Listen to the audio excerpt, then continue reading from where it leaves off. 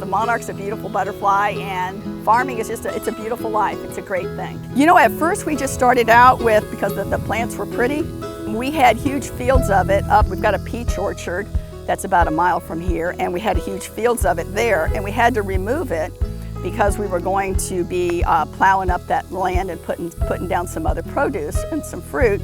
So I picked them all up, we dug them up. They come up on roots like carrots.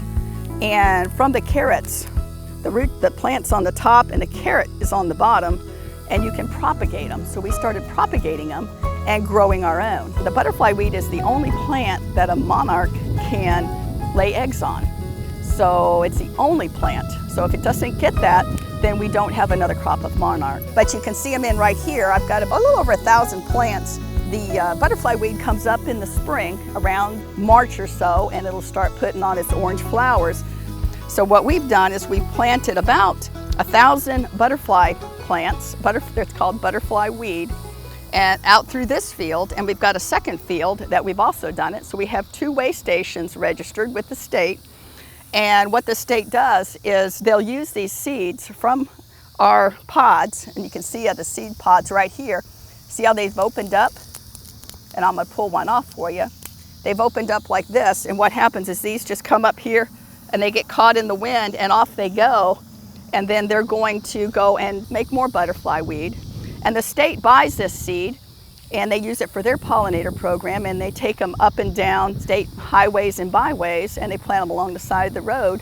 You apply for a waystation in the state program. It's a way for the state to promote conservation and for people to grow them, the butterfly weed, because the monarch, I think their population has gone down to about 20% of what it used to be. From Arkansas, the monarchs next go up towards Virginia, Tennessee area, and then they go further up the East Coast, and they end up in Canada. Now this is like about 4 or 5 generations. So the generation that comes out of Texas and Mexico and comes to Arkansas, this is their final destination. They're gonna lay their eggs, and these eggs will hatch in about 5 days. They stay on the plant, they become a little caterpillar, and the caterpillar will then become a chrysalis, kind of like a little cocoon.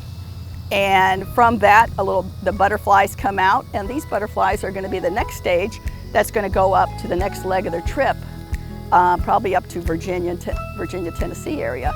And then they do the same thing. So there's about 4 generations before they make their way all the way up into Canada. More and more people are growing, so to speak, into the conservation and trying to develop butterfly fields to help. It's not just for the monarchs though, it's for the bumblebees and for the honeybees. Everybody gets into the pollinators, and the pollinators are very important for the farm. Everybody wants to mow all of their land and mow everything down, but you need to have all these flowers and you need to have these weeds, so the pollinators have a place to be.